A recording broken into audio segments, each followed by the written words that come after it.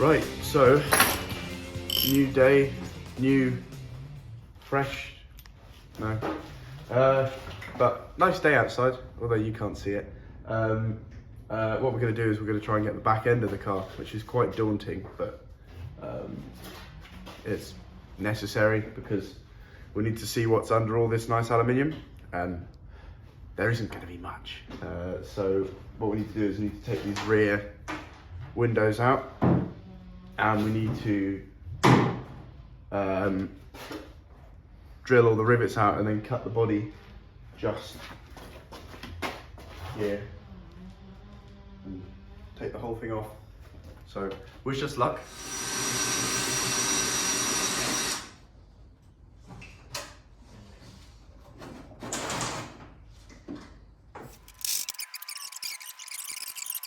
Sometimes looking at things like that and that's the floor, it's not just a different coloured steel. Yeah, look, how and that flaps.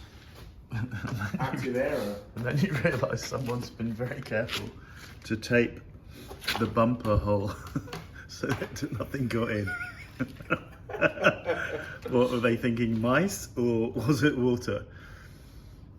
I'm going to see if they did it on both sides. Yes, they did. 30 years ago, well, probably 30 years ago, it was nowhere near this rusty. It was probably quite a nice car 30 years ago. Possibly. That is hilarious though.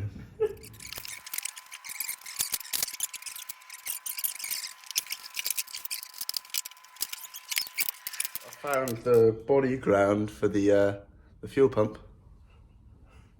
It's still attached. Look, it's got a nut on it and everything. Pretty cool. Part a classic car. One thing I'd invest in is, if you can find them, carbide tipped high-speed steel drill bits, but if not, you can get cobalt tipped, or they're cobalt, I think. Cobalt drill for drilling hard metal and stainless steel. They are a godsend. They go through steel like a knife through butter. Yeah, you can see that. We tried taking that out yesterday with an ordinary drill bit, and it's a couple of seconds really. It's almost out. Oh, thanks for that. Right, you could have told me before you were going to do that. No, stop. No, stop, man. Oh, literally gone down my neck. Really?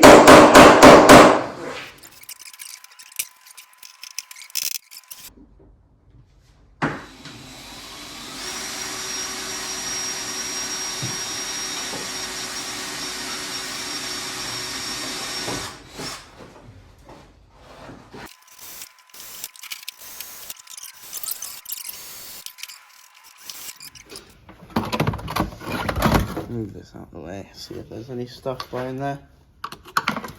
Okay.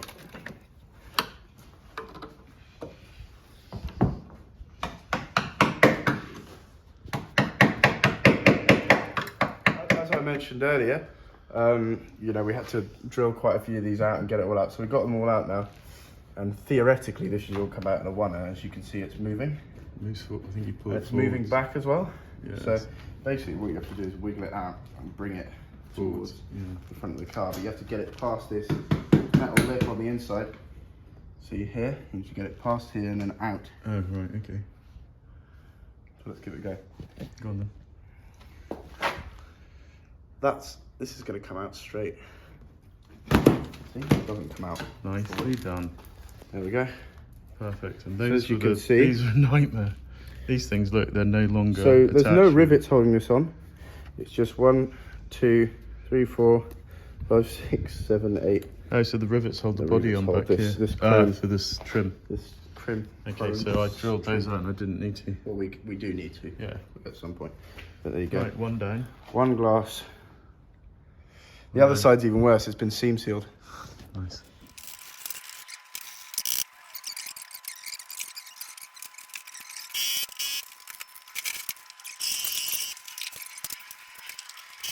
What are you doing? What are you doing, Alex? taking this bloody window out, but it's been seam sealed, so I had to get a wire brush in and just rip all the seam seal out, and on to the last two. This second last one's coming out, but the last one doesn't look like it will. How did you soften the seam sealer? I put some thinners on it, but at the end of the day, I just used a wire brush on the end of a drill. It just ripped it all out anyway. So, best way to do it, I found. Right, so passenger side window, all the screws are out. They were all pretty all right to get out, apart from the one right up here, which gave me a bit of grief. But aside from that, all good, really. So let's see if it will come out. So this is the passenger side. So let's see if I can get it out. They just pull out, like you could see on the other side. But I think we might need a bit of gentle persuasion. Just hope thunders on the other side. Just the seals are quite tight. It looks like this has been replaced, actually, these seals, at some point in time, because the screws in it look quite nice, as you can see. Although they look like they're from the 1920s. Someone found them in a drawer. Oh, the Spitfire factory. Yeah. Well, it might be 1930s actually. Yeah. Let's hope that doesn't happen. Nicely done. Pull it forward now. I am. You just haven't done this thing, it's glued.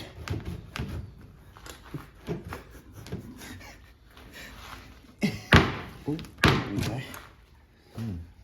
Passenger side window is out. As you can see, it's held on. Oh, So much better. someone decided that a third screw was needed, but wasn't held in, obviously. Oh, look. Lovely.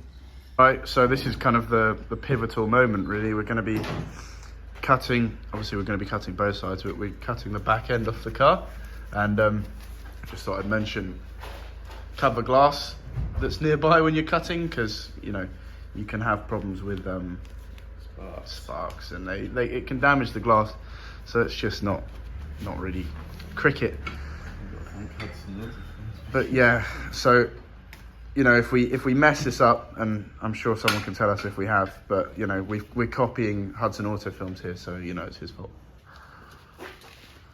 Over the truth.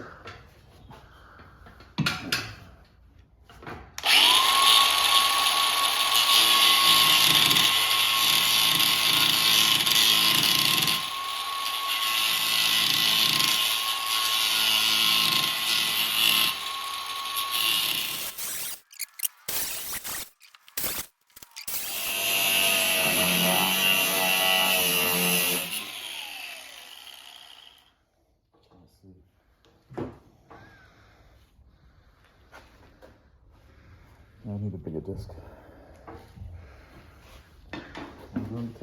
So we've, as you can see from a close-up shot that we would have put in, I hope, we've cut this side of the aluminium on this side, and we're about to do this side.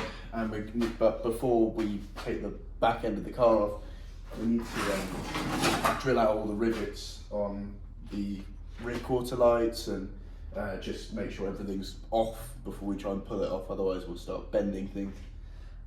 So yeah, I mean, that's it really. You can watch us fail or win.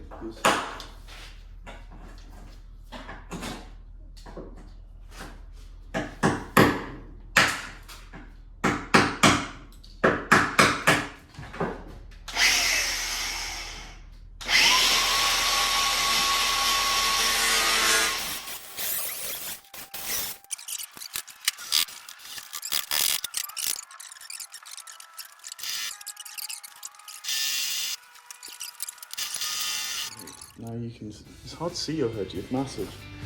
Can you see feet? No, you don't need feet.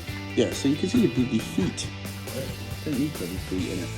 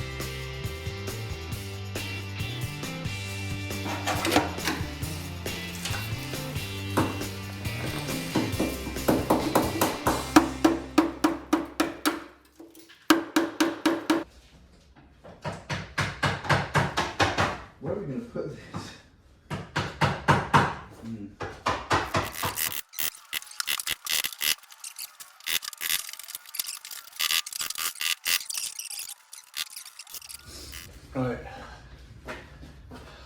No swearing for this bit because it's not time lapse. But yeah, so we've got every rivet off as far as we can tell, and got rid of all the glue holding it on. So we're going to try and take the whole back end of the car off. So wish us luck. As you can see, it's already off here and on this side. So we kind of need to pry it off and out. So to you.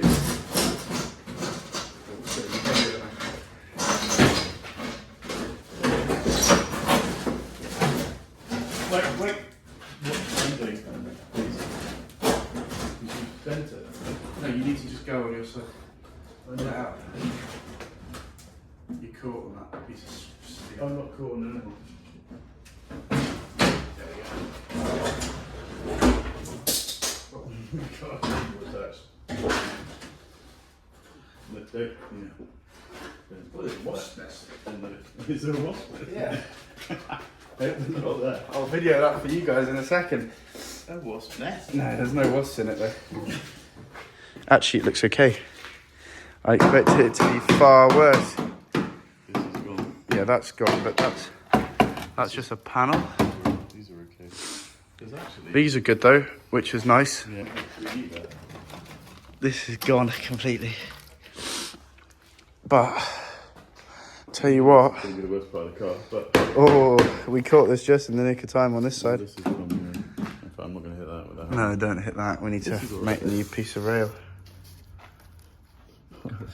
Fabric. And this side's all right because we've got stuff to build up from. Just rebuild it all.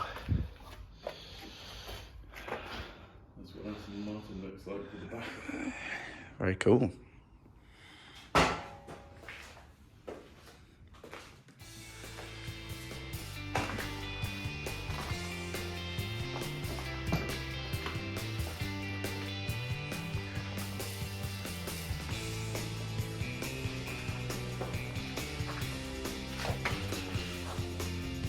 That's one of the reasons why you cut it there, because there's actually a gap in the steel there so you can cut through. I have cut through a little bit here, but we can weld that. I didn't cut through here. This one's a bit easier. Let's take you for a journey. So, first off, what promised? There's the wasp nest. There's the back end of the car. Looks in really, really good condition, which is nice.